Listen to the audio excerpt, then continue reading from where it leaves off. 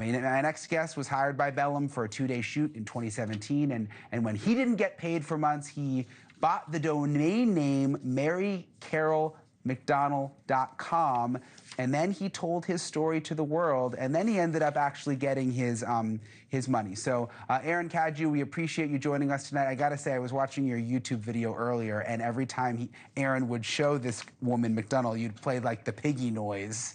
Yeah, the sound of a pig. The sound of the pig. Thank you for having me, by the way. Yeah, which normally would be kind of mean, but in relation to what she did and how many people she allegedly ripped off, it was actually very, very funny. Walk me through, Aaron, what happened with you. So I was hired in the spring of 2017 to be the director of photography on an episode of their show called Mysteries of the Unexplained. They were doing an episode based in Massachusetts on a subject called the Bridgewater Triangle, which is something I had done a documentary on back in 2013. And I think that's how they had found me. So they hired me to be the DP on this 2-day shoot. And when did you realize that this woman was starting to rip people off?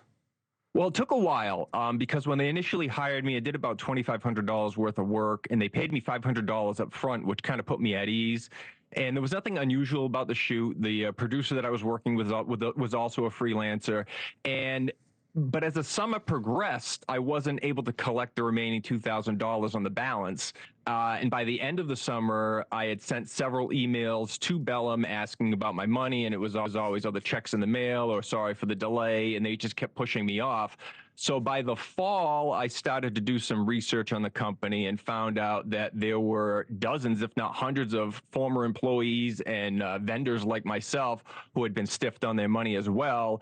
And eventually, I think it was CBS Los Angeles ran an expose on Bellum and all of the employees that hadn't been paid. And at that point, I knew that there was not a very good chance that I was going to get my money. I mean, I was in a long line of people that were owed money, and there were people that were owed a lot more money than what I was owed. So eventually I had to kind of think outside the box and figure out how to get paid myself. Did you ever actually meet her? No, never met her in person. I only had 1 or 2 email exchanges directly with her, and that wasn't until after I launched that website to get my money. So you basically created a website with her name because you were so pissed off that you didn't get your money. Oh, I was super pissed, and I knew that she was worried about her reputation at the time because Bellum had requested CBS Los Angeles not run their story. And CBS, I think, had given Bellum a chance to pay their employees and basically said, if you don't pay your employees, we're going to run this story. And so I knew she was concerned about her reputation. And so it just occurred to me, like, I wonder if MaryCaroleMcDonell.com is available as a domain. And went on to a domain broker and found that it was available, bought it for cheap dollars. And then I built a website on Wix. And I sent them the spec website with an email saying, look, if you guys don't pay me my money and pay everybody else that's owed money by Friday at 5 p.m., this website's going to go live.